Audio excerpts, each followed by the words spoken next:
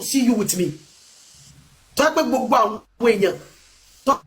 bá ti jẹ́ àgbàlagbà àwọn èèyàn lọ́ọ́ máa lọ fún má bá mi ṣe má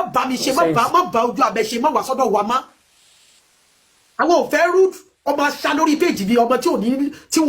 tí ó jẹ́ pé àgbàlagbà tí wọ́n máa fi ọ̀rọ̀ já àgbàlagbà mọ́lẹ̀. ẹ̀yin èèyàn wa arábìnrin tí a mọ̀ sí ojú abẹ ó tún ti jáde ó ti sọ̀rọ̀ ó ti respond sí ọ̀rọ̀ Lizzy ẹ kú mọ̀ wípé Lizzy ojoojúmọ́ ló fi ń bú ó ti wá sọ̀rọ̀ padà sí Lizzy Anjorin báyìí. ẹ̀yin èèyàn wa ẹ jẹ́ ká gbádùn ọ̀rọ̀ tí ojú abẹ sọ ní àná. mo jà sí kíní gbogbo àwọn host ló mọ̀ mí sí gbogbo àwọn host tó wà lórí page lórí TikTok yìí gbogbo wọn náà mà sí pé mo jà sí kíní pé ẹ má ṣe bẹ́ẹ̀ fàgbàlagbà màá máa lọ látọ̀rí platform kan tó bá tó ti gbé àgbàlagbà sí ni pé má bu àgbàlagbà já kíní ìbọlẹ̀ stay away ìwà tí ò lẹ́kọ̀ọ́ you are not blunt you are just a stupid somebody blunt kì í ṣe pé òun kiss ass say I like her tí mo fi like ẹ ni pé kì í kiss ass you are just too rude ni you are just rude bluntness ò papọ̀ mọ́ rudeness ò lẹ́kọ̀ọ́ ni ò róbi tó ẹ ló fi lè sọ̀rọ̀ ṣàkàṣàkà ságbàlagbà ò lẹ́kọ̀ọ́ ni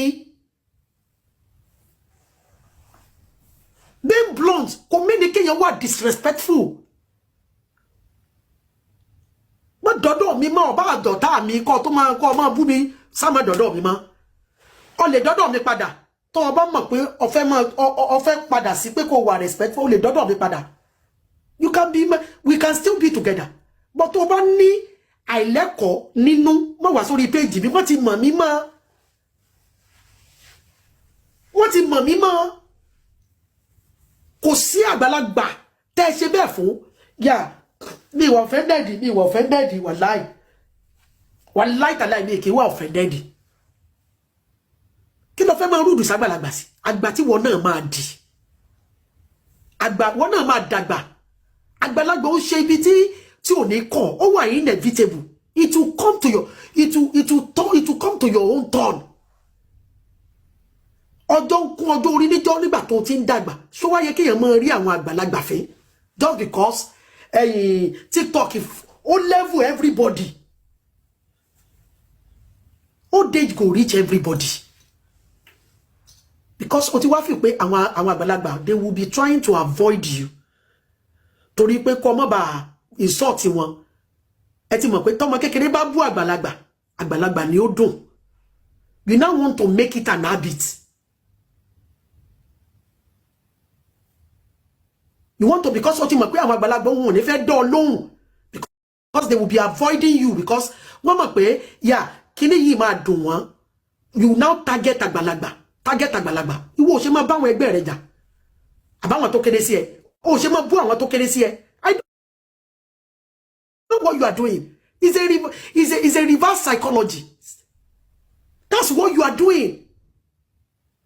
because you know older àwọn àgbàlagbà elderly people wọ́n máa avoid pé kó má bàa ra wọn fi toró máa dùn wọ́n you now target them ọwọ́ àmọ́ tó ọmọ pé gbẹ́nu yín sọ ẹ̀yin olórí burúkú ẹ̀yin àgbà òfò yìí ẹ̀yin olórí burúkú ẹ̀yin ìyá òfò táyé yín ò ní dá ẹ̀ ó máa kẹ́ sí náà ó máa kẹ́ ńjọ́ kan mo kún wọn ni ó máa kẹ́ tó bá wá rí àgbàlagbà fún tó bá wá rán ọ lọlé ọ wá máa bínú tó bá rí àgbàlagbà sí tó bá rán ọ lọ sílé pé ìyá rẹ̀ wọ́n rán ẹ lọ sílé nítorí àwọn tọ́jọ jẹ́gbẹ́ nínú àwọn wọ́n wá rán ẹ lọ sí ìyá àti ẹ̀ tó bí olórí burúkú ọmọ báyìí wọ́n máa wá rán ẹ sí wọ́n máa rán ẹ lọ that is why ní kéèyàn wà careful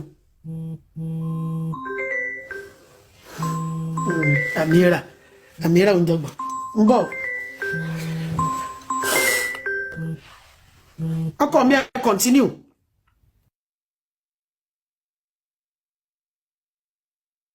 Ore èèyàn lè wà lọ́wọ́ ọ̀tẹ̀ èèyàn àwọn èèyàn kódà nínú aburú wọn ní jù ọ̀lẹ aburú yẹn jọ máa ṣe papọ̀ ni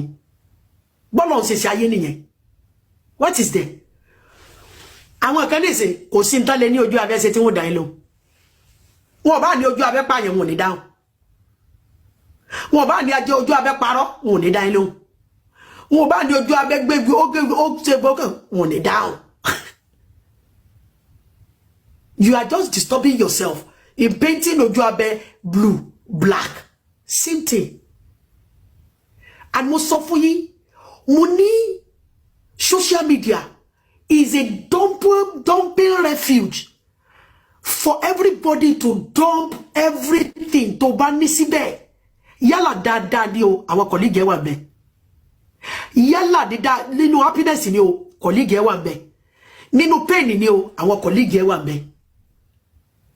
Nínú bitterness ni o, colleague trash dump site ni. You have your colleague. You have it.